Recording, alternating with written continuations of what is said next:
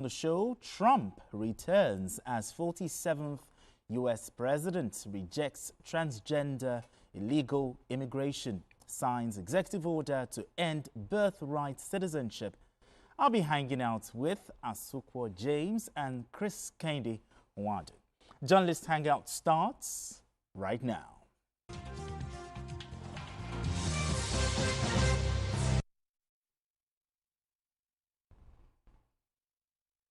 Now let's begin the conversation. Recent news about the cost of staying connected has generated heated debates among Nigerians.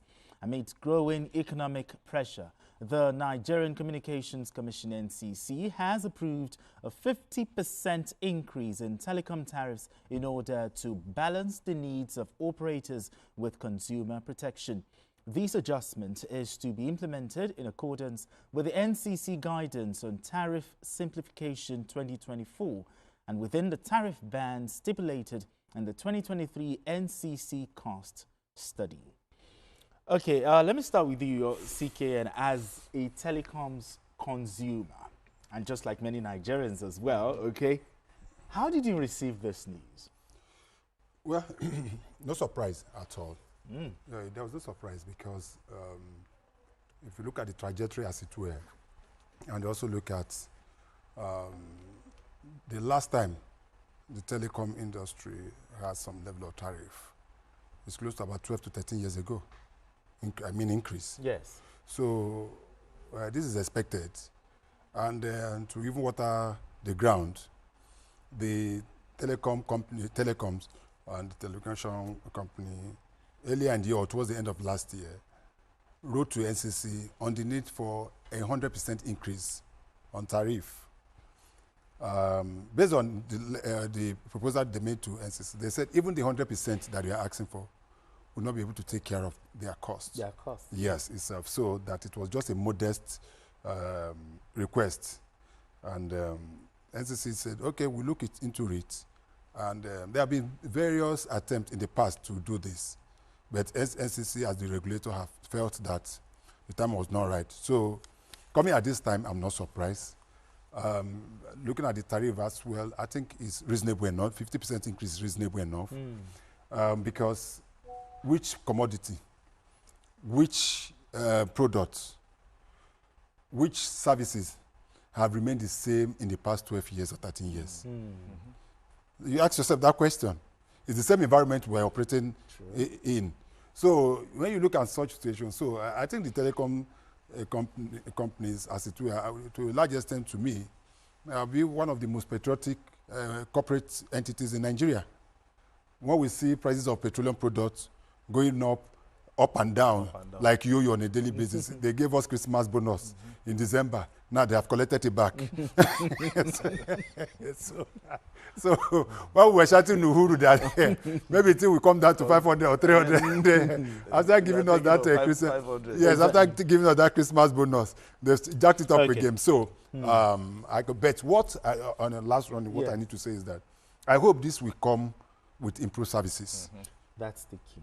I hope this come with improved services because in the past months, we've seen a situation where most often than not, the services being given out by these telecom companies nothing to write to my about. And when you load to round up your data, the rate at which it runs, I don't know whether they're using something to collect it. Exactly. But Asuko, some persons have argued that subscribers were not carried along.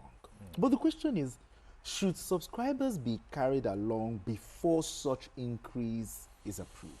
Well, I know that is what people will say, that subscribers are supposed to be carried along. Well, these are business owners, you know. But we are the consumers. I know, but they are the ones feeling the pinch. Just like CKN said, they should have done this way back.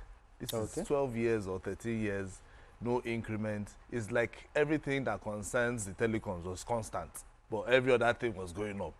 Food was going up, petrol was going up, diesel, which they use for their base stations and and their towers, was also going up, and they are all incurring this. But we are still enjoying it. We're enjoying the services, even though their services were even very poor.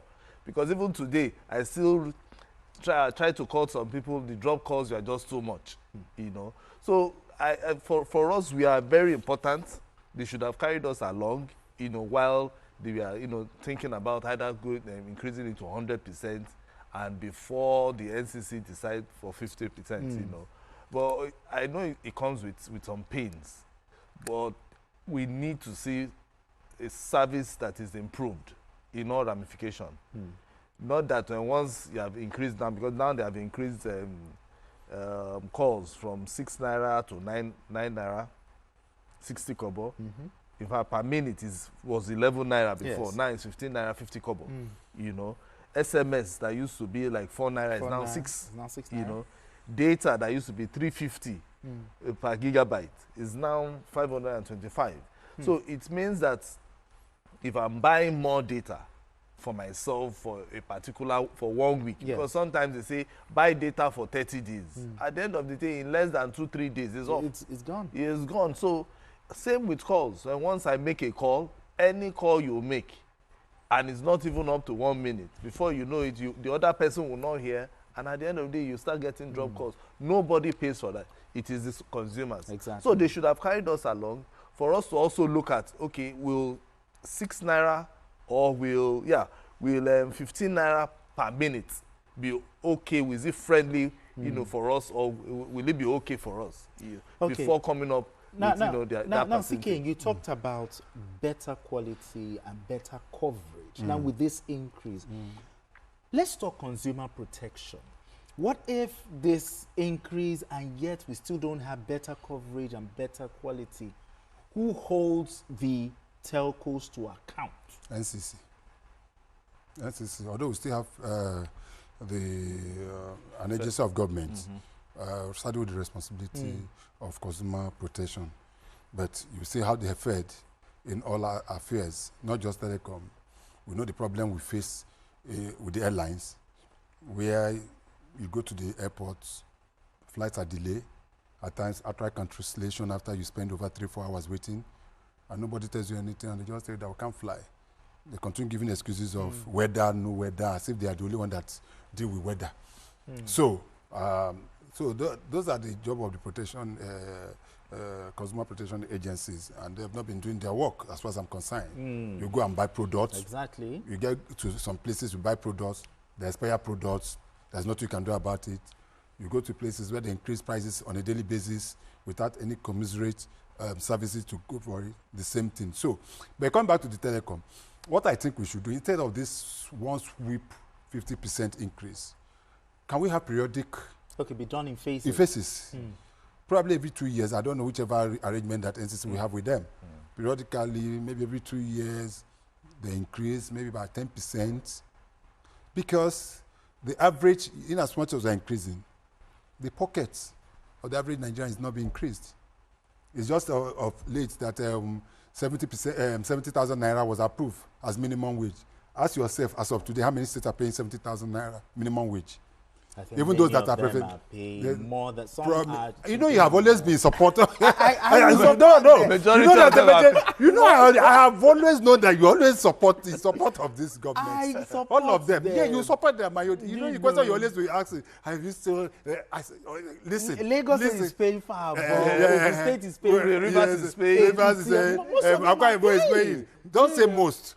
The fact is that there are promises. Listen, there are promises made. Yes. I think the next time I'm on this program, I will come back and have an analysis. I'll have a table-to-table statement of every state that I've paid. In fact, if I do a Google search now, we'll get it.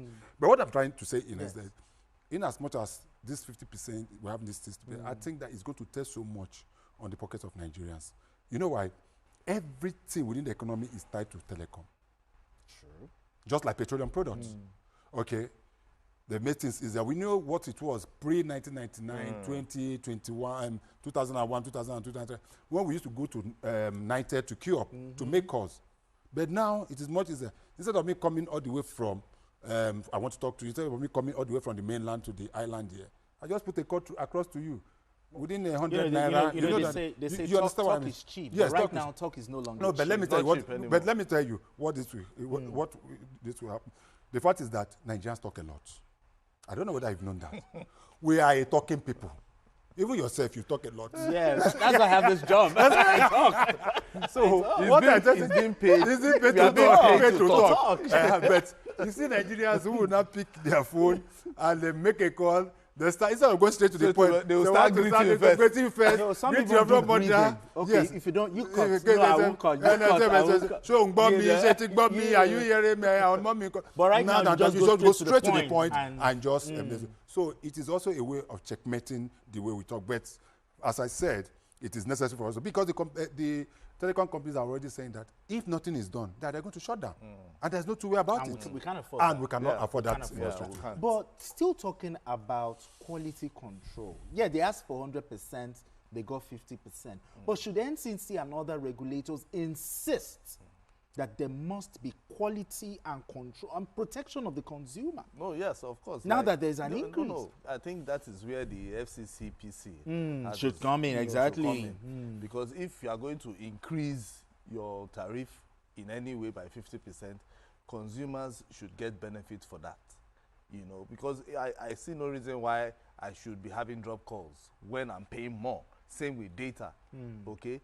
Once I experience 3, 4, see, look at even what CBN is even doing. When once you go to the ATM and then they debit you, if you are being debited, and in the next 24 hours they don't reverse your money, then you can report to CBN. CBN, exactly. You understand? And then they will take necessary actions. That is what we want NCC and FCCPC, should come out and also drum it in the ears of these telcos. Or do you think the government should give them a bit of maybe subsidy, some tax, incentive or something like that, just for them to is a private business. Yeah, I know, but in other countries it's a private business. You understand? Okay, if they want to merge for them so that they will be strong, let them merge. Like banks. Yes, if they need to do that, because what we need is quality service, nothing more. So FCCPC would have to come up with, sensitization of Nigerians. Also drum it in the ears of the telcos. Because if, for instance, I am having drop calls regularly, I'm supposed to go and report.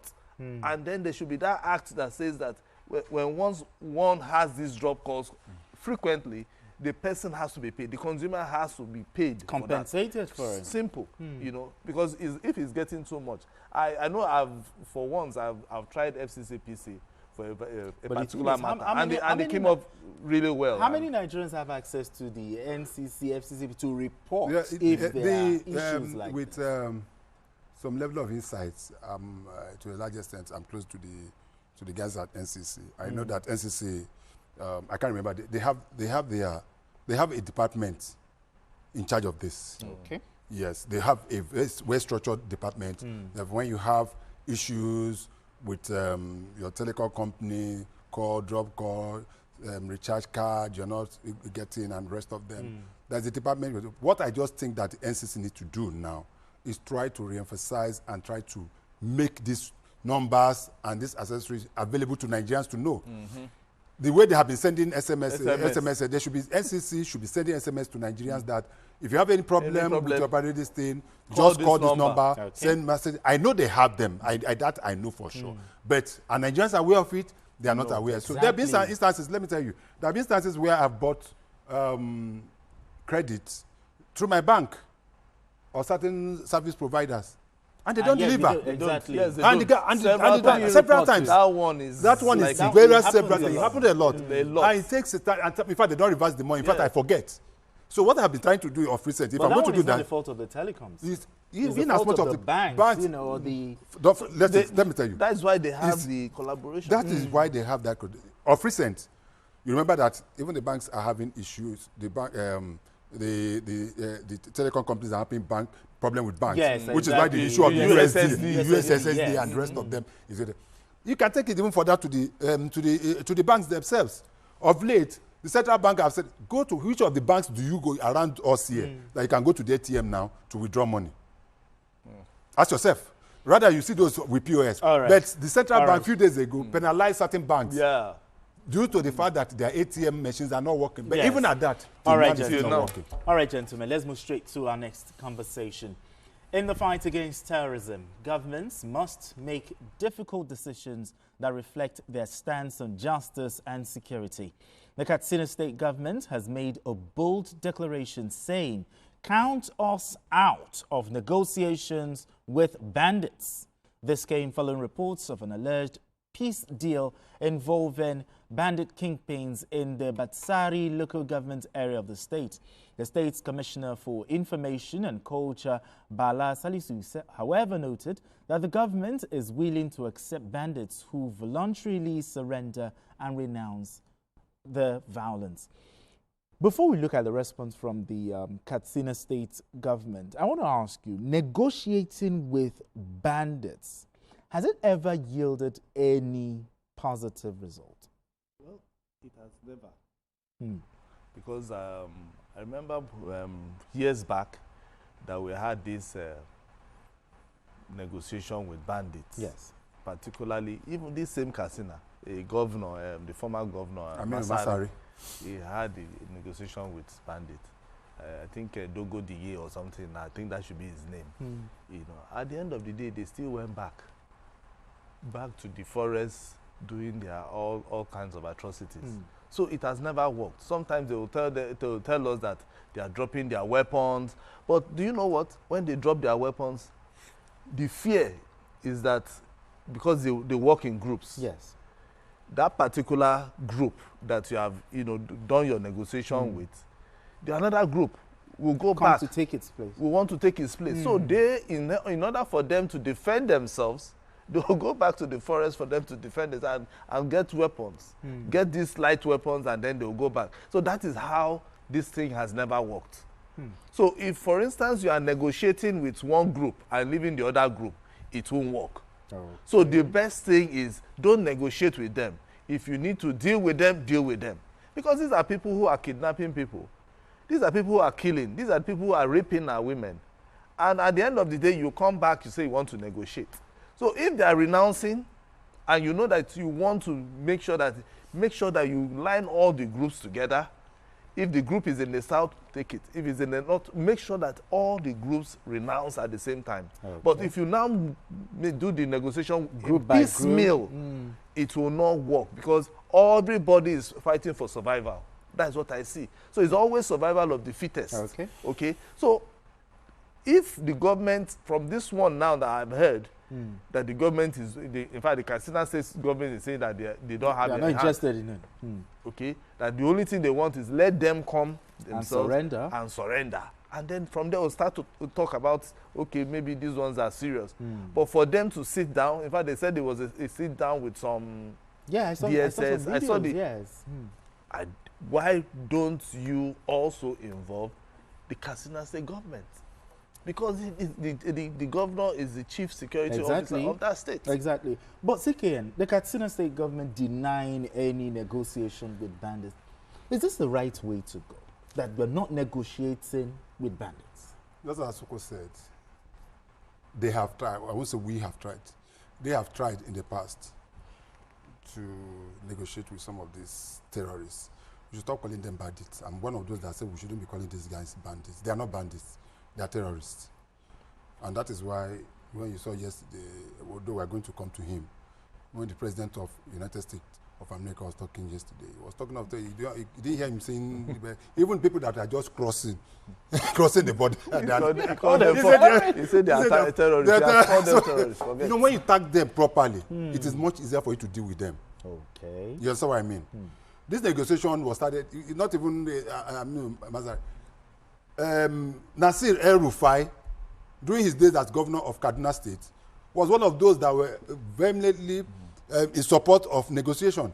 He came out to say that he was going to negotiate with most of these terrorists, as it were. And he indeed negotiated with them. But after he did that, what happened? Most of the ones that they say they are repentant bandits, I'll use that word bandit again.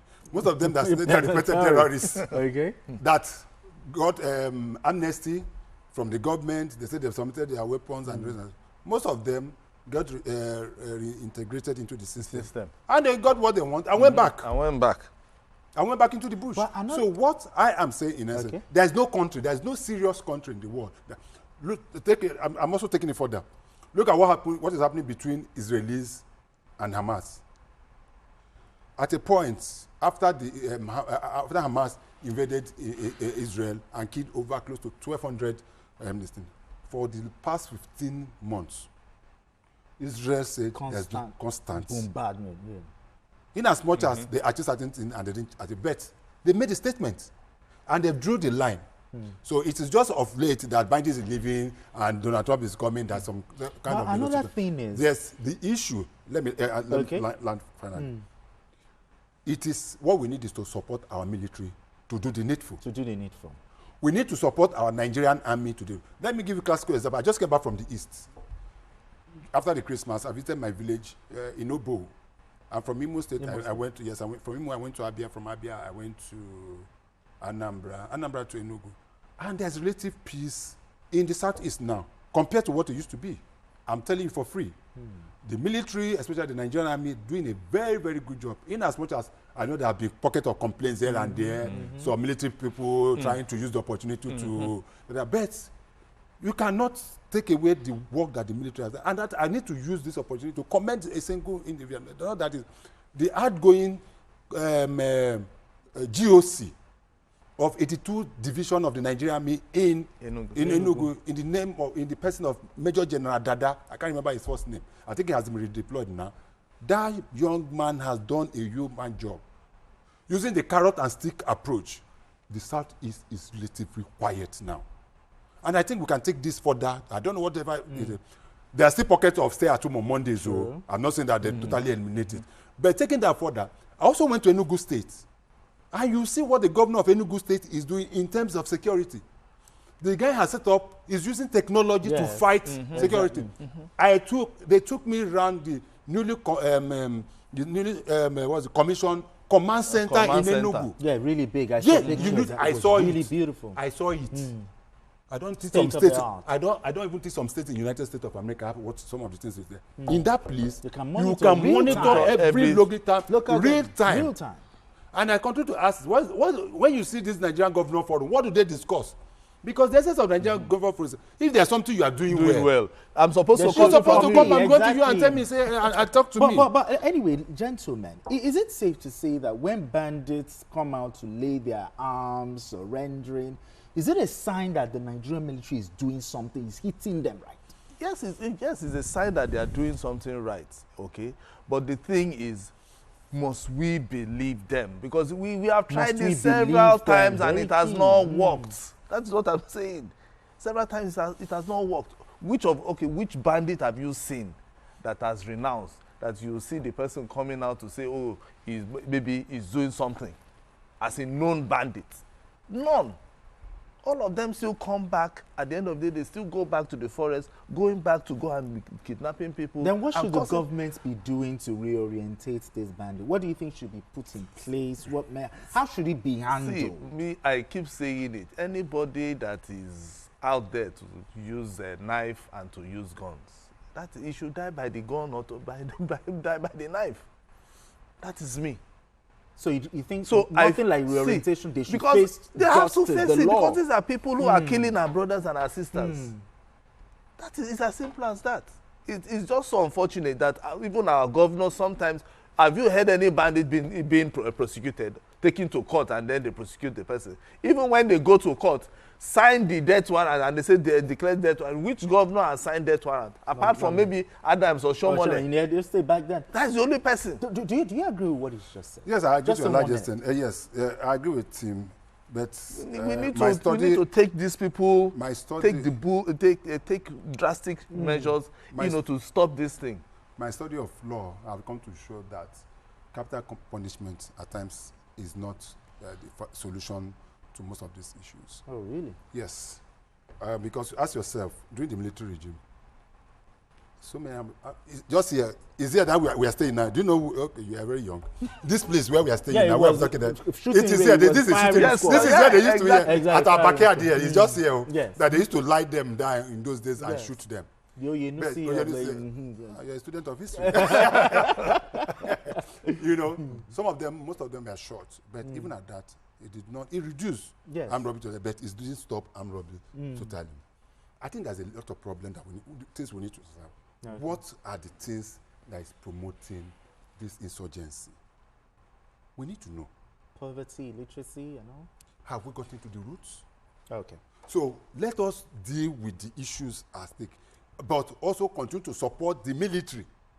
Let the politicians have the political will to allow the military to do their job. Because the problem is that the politicians are interfering so much in military activities. When these guys go around and deal with these guys, try to kill them or capture some of them, our politicians will be the ones to come back and give them amnesty. And that demoralizes the military men. That is why I'm talking about. So we should deal with them in a way and manner that if we're going to prosecute them, we saw what happened in Dubai. Okay. Within 1 week, they got those that need to be tried, try them and jail them. Yes. All right, gentlemen.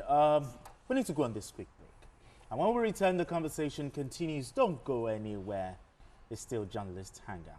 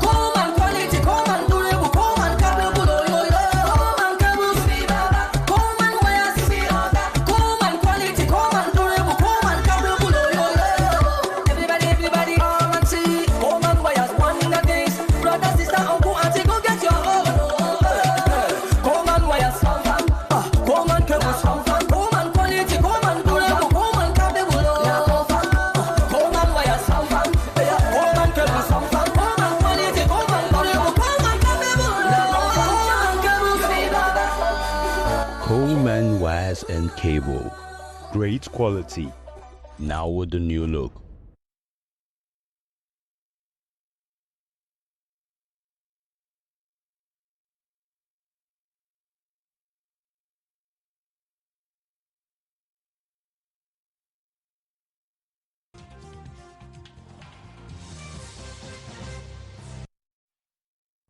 All right, if you just joined us, still Journalist Hangout. I still have Chris Kende Wadu right here and Asukwa James.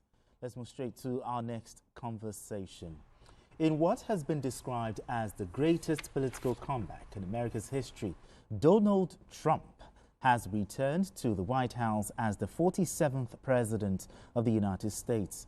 Trump seemed to have hit the ground running by signing series of executive orders targeting key social and political issues.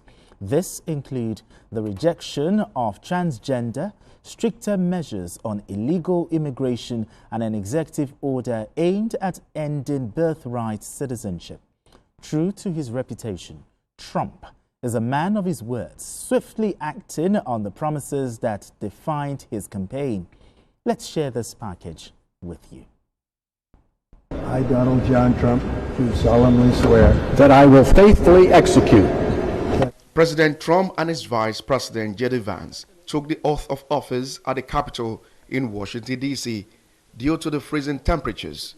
The first time the ceremony has taken place indoors since the second inauguration of Ronald Reagan in 1985.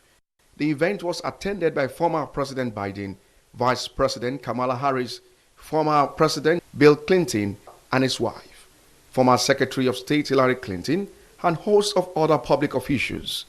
In his inaugural speech, Trump criticized Biden's administration for failure to give attention to America's border, but instead using America's resources to defend foreign nations.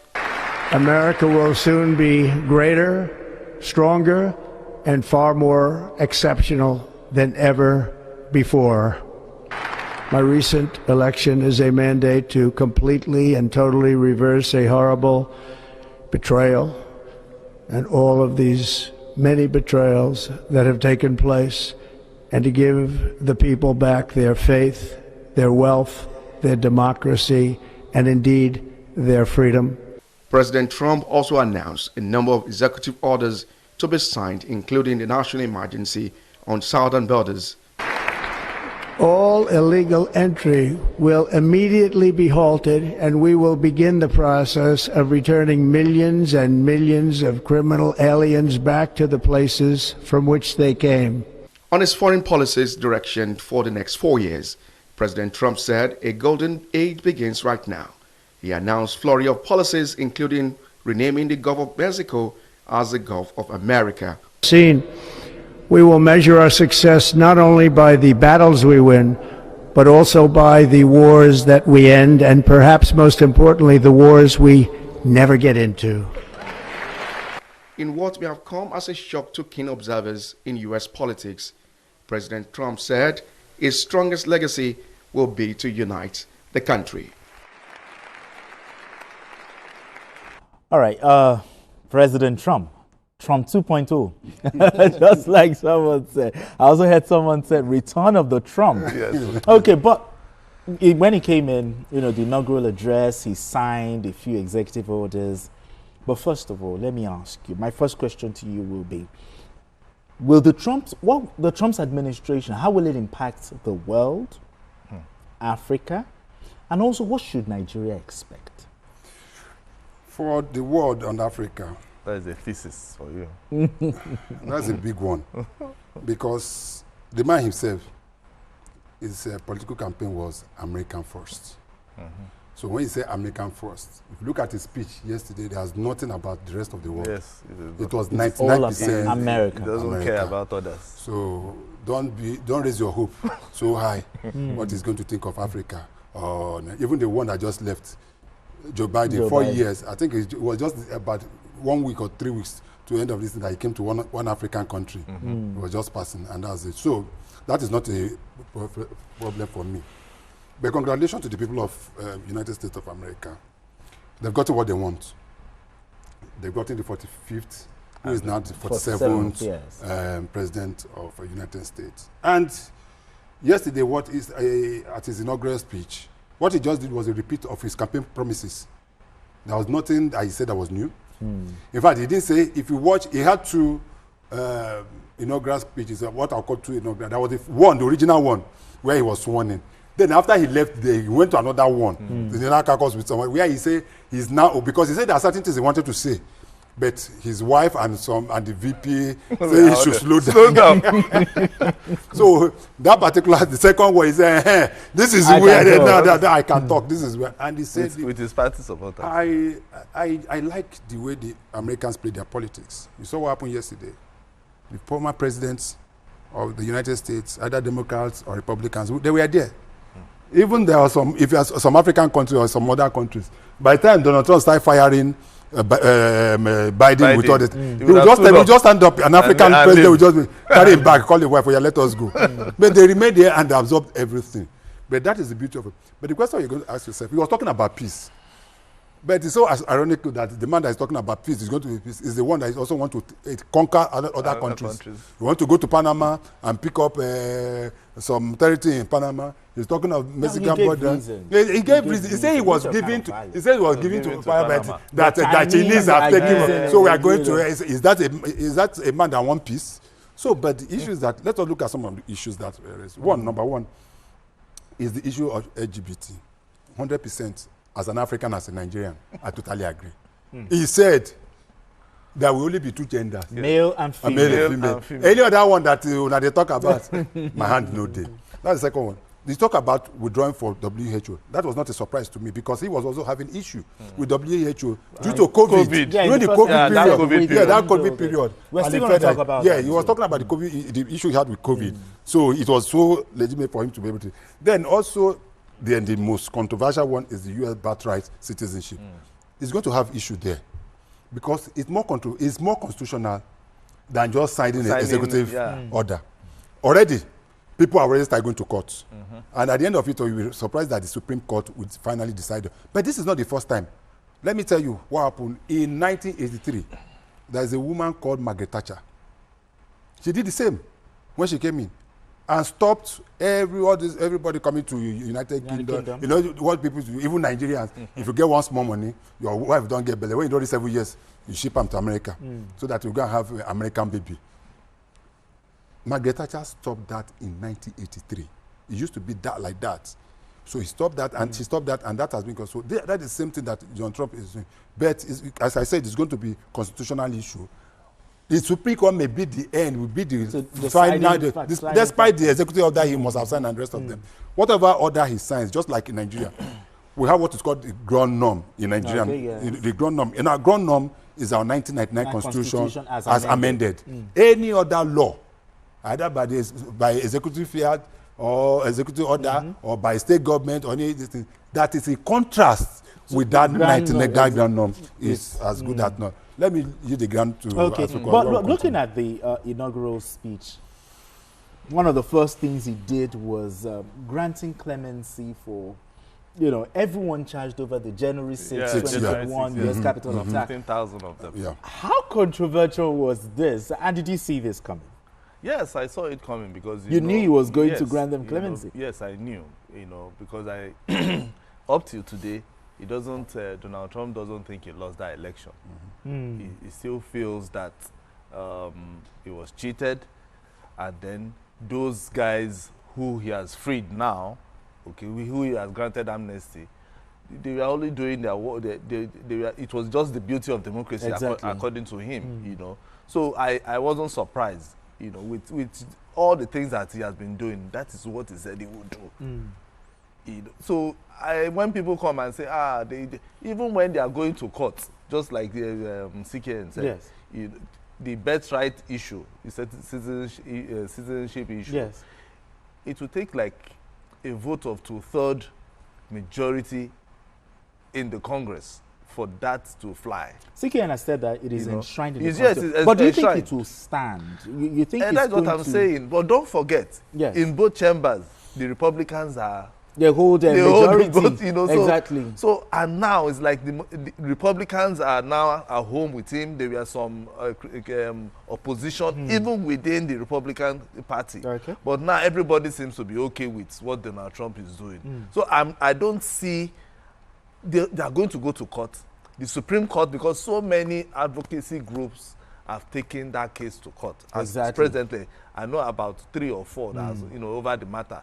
Because don't forget the southern border that he has declared that place, don't think about it. It's closed for Mexicans coming in, because even Joe Biden was about to there was even a portal that was open for Mexicans. Exactly, for Mexicans. For them to come in. Now Donald Trump has closed that portal, the CBP one portal. It has been closed, so nobody can come in from the southern border because that executive order is in place right now.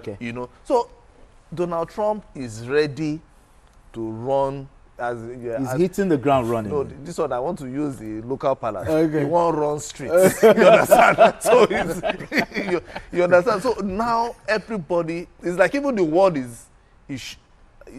everybody now knows that a new sheriff is in town all over the world. Because even the World Economic Forum today, it was all about Donald Trump. His policies, how it's going to affect them. How it's going to affect the economy. Because don't forget, most economies, if not all economies around the world, is tied to the American dollar. True. And now that Donald Trump is about to do this isolation, ideology, is going to really, really impact. Look at the WHO, for instance. Do you know how many countries depend on the WHO funds and aids? So many. Let's talk about the president's, the withdrawal, from WHO. In your opinion, do you think President Donald Trump actually thought this thing through? Talking about the withdrawal, and Americans, are they fully aware of the reason he has done that? Do they actually know? But before I get to that, what I should be looking at is the lesson for African leaders. That is what we should be looking at. After seeing what happened yesterday, African leaders are then thinking of their country first. That should be the fundamental. That is the totality of they have to start sitting now down. You have to now sit when the man say Africa, Nigeria, America first. Our president should be thinking Nigeria first. Okay? You are talking of WHO. WHO is even a child play. Do you know Donald Trump is pulling out of the Paris Climate Accord. That one. That is even the highest. That's the highest. That is the highest of policies. Not even the WHO. WHO is a small child play. Do you know what the world has done in the past 3-4 years on issue of climate change and the problem associated with it? How much have been popped into it? When a country like America now come to say, no, we are not interested. What he's trying to do, and where I'm going to You're is saying that he will pull out of the Paris Climate. He has, he said he has part of the executive order. It's part of the executive. Let me tell you. I think he will still have to revisit that matter because of the early fires we saw. You don't know. No, let me tell you why. Do you know why you're not revisit? Let me tell you. You know why you're not revisit? Now, the world was trying to move away from petroleum. Now he said that what do they call it? The gold under his feet or whatever. Yes. They are going to start digging more. Drilling. They want to drill more oil.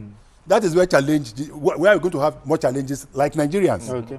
Because when America has, what most people don't understand is that America has, if not the highest deposit of oil in the world, even be more than Russia. But because of the climate change issue, people like Biden, we are trying to slow down. But now he said, we are going to drill more. He said it. He said it. So that in itself is going to be a challenge. So other countries, especially African countries like ours, should now start looking of other ways and areas where we're going to sell our oil. Okay, now let's also look at President Trump and how it will impact Nigeria. Now, President Trump is pro-business. I'm proud to say that our president is also pro-business.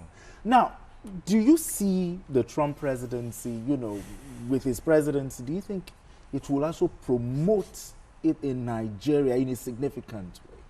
Well, as a pro-business, it depends on if Trump will be able to, come with that handshake first. Because I know that I've seen the statement from the federal government. They really want to do business with, the Trump administration. But you might want to do business with the Trump administration and he might not want to decide. They might decide that he doesn't want to do any business with you. So it's a capitalist society. Okay. And Nigeria is also trying to, we are trying to look at capitalism and socialism together. That is what we are trying to do. So we've not really defined what we really want to do.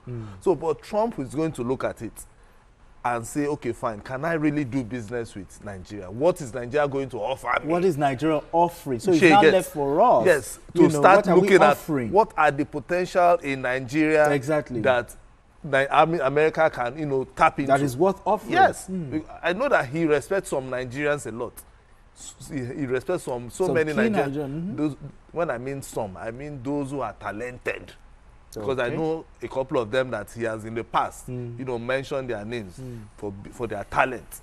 So I feel that he will not discard Nigeria, but this is a time for us to begin to look at, lay down our potential. What do we need? What do we have? Like uranium, for instance. America will want to partner with countries that have large deposit of uranium. Lithium, because his friend, Elon Musk, is looking for lithium for his Tesla vehicle. So EV and all of it. Those are some of the things our government can look at and begin to see how they can begin to tap into it, make it big, make it something that is worthwhile, so that when once the Trump administration is coming to Nigeria, they have something to show them and say, we have the largest deposit of XYZ and we can do business. If not, a Trump administration will just leave us somewhere, go to another country, and then... No, hold on. I need you to also, maybe just in 1 minute, because our time, we are pressed for time.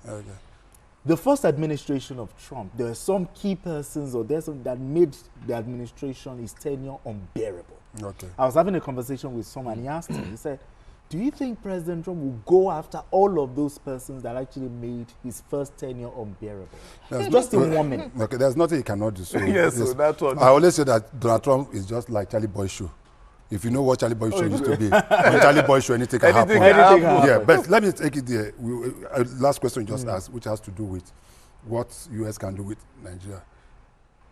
I listened to former Minister of Foreign Affairs, Professor Bolaji Akeyemi. And he said we shouldn't be too enthusiastic about the Donald Trump presidency. And I totally agree with him. A Donald Trump that is ready to go into war, quote unquote, on when it comes to issue of economy, with his sister country, Canada. Donald Trump said he's going to impose 25% tax on goods coming in from Canada. Okay. He's talk of that of Mexico, even talk of China. Those are the even big markets, talk less of Nigeria. So that is why I'm saying that we should not be too enthusiastic, we should not be, let us do our own thing, be able to look inward and see what we should be thinking of now is that what can we say to America? What can we say to America? So we need to what can we say? I know we have to make ourselves relevant. Yes, exactly. Make ourselves, position ourselves in a way and manner. Especially in the area of technology. You can see what he's doing. His focus is on technology. That's why you see Elon Musk, the guy in Google, the guy in Facebook, all of them. All right, gentlemen. Okay, let's move straight to our final conversation because we're pressed for time. Intelligence refers to the collection of analysis and dissemination of information to safeguard national security and counter threats. For a country grappling with persistent insecurity, effective intelligence operations are indispensable. In light of this, the House of Representatives Committee on National Security and Intelligence has declared the 595 billion naira allocation earmarked for intelligence services as inadequate, while commending the president for allocating about 4.91 trillion naira to the defense and security sector. The panel appealed to President Bola Tinubu to direct the full release of the 2024 capital allocation to the security and intelligence sector in the overall interest of the nation's security. Now let's share this story by TVC News' Joke Adisa with you. This budget defense session, the lawmakers acknowledged the 4.91 trillion naira allocated to the defense and security sector in the proposed 49.7 trillion naira 2025 budget. Even as the allocation underscores the priority accorded to security, the committee says the intelligence subsector is grossly underfunded. Out of the proposed 4.91 trillion naira for defense and security sector, only 595.02 billion naira is for the subsector, an amount the legislators describe as insufficient. I am therefore calling on Mr. President of the Federal Republic of Nigeria, President Bola Ahmed Tinubu, GCFR, to please intervene, not just for an increase in the allocation to the agencies, but to also direct the Honorable Minister of Finance to, as matter of national security, prioritize the full release of all the outstanding 2024 budget allocation to the intelligence agencies and sustain the practice and prompt releases to them going forward. The agencies are led by the National Security Advisor, Nuhu Ribadu, who is represented by the Permanent Secretary Special Duties. The proposed budget is tailored towards addressing the evolving security challenges facing our dear nation, ensuring the effective coordination of security agencies and seamless intelligence gathering and information sharing. To find a way out of the low budgetary allocations, the meeting turned into a closed door that lasted for about 1 hour. We resolved that the committee will sit down and look at all avenues to make sure that we have increased the funding of these agencies. You are quite aware of the enormous challenges facing our country and the needs for us to secure the country. Proposed capital expenditure for the intelligence community is 274.55 billion naira. The committee says adequate funding, particularly for capital projects, is required to motivate the agencies to work optimally so as to deliver on their critical mandates that will impact positively on the security of the nation and the people. Joke Adisa, TVC News, Abuja. All right, Asuko, the House of Representatives, calling for more funding, the intelligence subsector. What are your thoughts on this? No, I think it's apt because we need more cash, for intelligence gathering, especially for all our security agencies. CK said something about Enugu State having a command center. Yes. By now, we should be able to have a national command center. A national command just center? There, maybe in the NSA's office, whereby we'll be able to look at all our borders, look at everything that concerns all the states. In fact, linking up to all these two states that have command centers. You know, so if the committee is concerned that that money is too much, maybe they have looked at it and said there are some other things that you are supposed to add to include. It shouldn't just be only about personnel or overhead costs, buying cars, vehicles and all, and buying fuel. And no, we should start looking at technology. Do we have a drone that is hovering around the whole Nigeria? Are we thinking about even introducing artificial intelligence into our intelligence gathering? You know, there are so many things that, you know, that comes with intelligence gathering.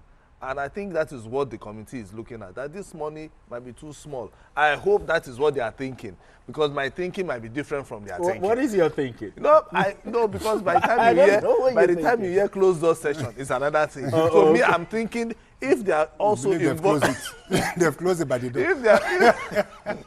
If they are talking about maybe bringing technology into intelligence gathering to stop. To reduce insecurity in Nigeria, I'm in for it. Like I told you, drones hovering around the whole of Nigeria. Somebody is there watching the entire country, watching it, and knowing that, okay, this is a threat. Because the thing about this is that before a threat happens, they should be able to deal with it. Exactly. So that is what we are talking about. That is where the money goes. Now, what is the significance of this when the intelligence subsector gets more funding? Will this improve the fight against insecurity? It will. But my main concern is the issue of budget performance.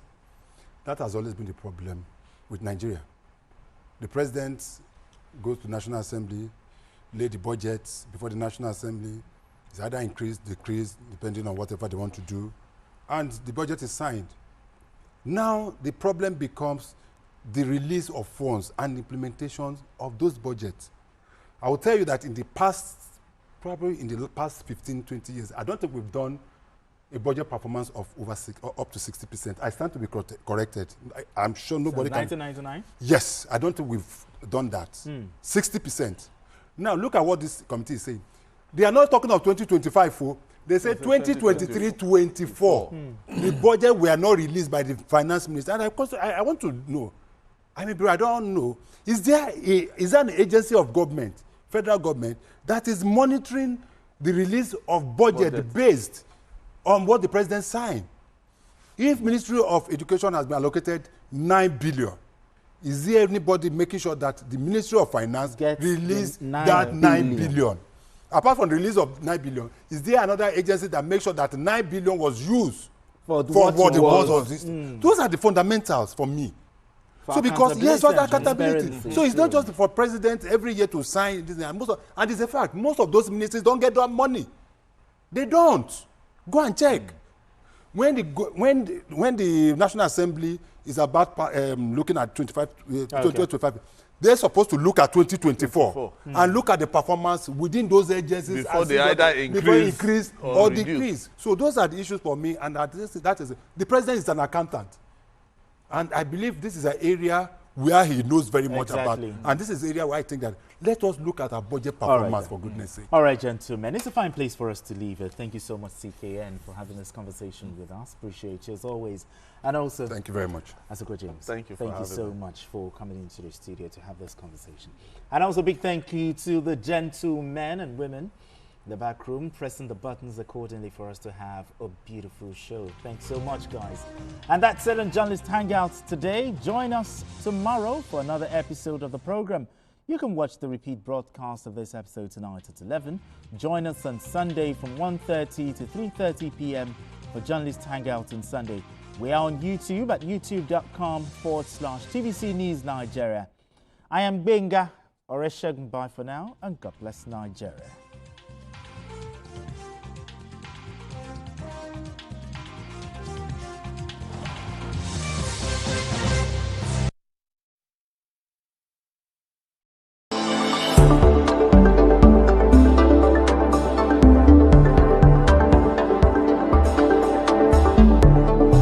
The following is a paid presentation by ShopX TV.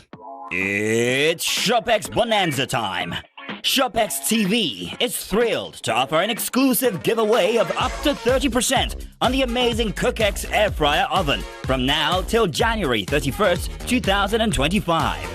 Our incredible CookX 10-in-1 Air Fryer Oven that makes all the amazing fried food you love with 80% less fat normally retails for 299,950 naira. But call the number on your screen now and get it for just 199,950 naira, which is a whopping 100,000 naira off. Amazing! The incredible 12-liter oven that offers 75% more space for cooking than traditional air fryers. Stay tuned and learn about the amazing free bonus items included with the CookX Air Fryer Oven. Say goodbye to unhealthy, greasy food and hello to nutritious, delicious meals. Its easy-to-use digital display and preset cooking functions take the guesswork out of meal preparations. The CookX Air Fryer Oven is a 12-liter powerhouse that can fit a whole chicken and feed the entire family. Air-fried chicken, corn, and tasty fish, and all made with little to no oil. Here is exciting news. You can air-fry rotisserie. Regular rotisseries have no airflow. It's crisper on the outside and so much juicier on the inside. The CookX Air Fryer Oven replaces a deep fryer, a rotisserie oven, a dehydrator, an oven, a toaster oven, and a microwave. It features a state-of-the-art touchscreen with 10 presets. The CookX Air Fryer Oven is easy to wipe. I am happy. My husband is happy. And of course, I have a happy home. From my grilling on check, to my frying on check, to my baking on check. You could be paying 299,950 naira for the CookX Air Fryer Oven, but call the number on your screen now or scan the QR code and get it on the ShopX Mega Bonanza deal for 199,950 naira. The CookX Air Fryer Oven comes with a drip tray and a grill tray. But wait, there's more. If you order now, you get not one, not two, but 3 bonus items valued at 50,000 naira for free. Bonus number 1, an extra large rotating stainless mesh basket, amazing for French fries. Bonus number 2, our stainless rotisserie fork. It's perfect for restaurant-style rotisserie chicken. Bonus number 3, stainless steel food handle. Get the CookX Air Fryer Oven in 2 easy payments of 99,975 naira. Pay twice to get this innovative kitchen appliance. This offer is for a limited time only. We will also deliver the CookX Air Fryer Oven to your door for free. The preceding was a paid presentation brought to you by ShopX TV.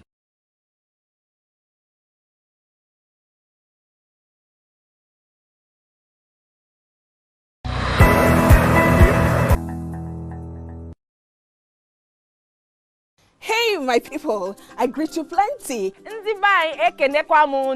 name is Nachika Okeke. My name na Uwi Balogun. My name na Damilola Banire. My name na Moyo Faraway Ahmed. If you also call me Moyo, listen. And this na Abigail. And I dare on top your view pigeon. I'm going to bring you bass, boost. I don't get person will be single mother before. He carry another man show say now my husband be this. This na wetin you want. After that day, the man you no go see him again. If you snooze, you lose. If you miss this show, you miss out. On top this our show, I not dey gree for anybody. When you dey friend the husband, you not see sign say the guy small thing, you don't vex, don't give signs. If they look for person we go give them to you, fact as he be. Men no dey ever get fault. If baby not dey for her, na the woman. Talk no dey be person you make person no fit talk true inside. But for this country, we know say if we open curtain in the morning, waiting no good, no good. Me and my sisters, hey, we go tanda gidigba for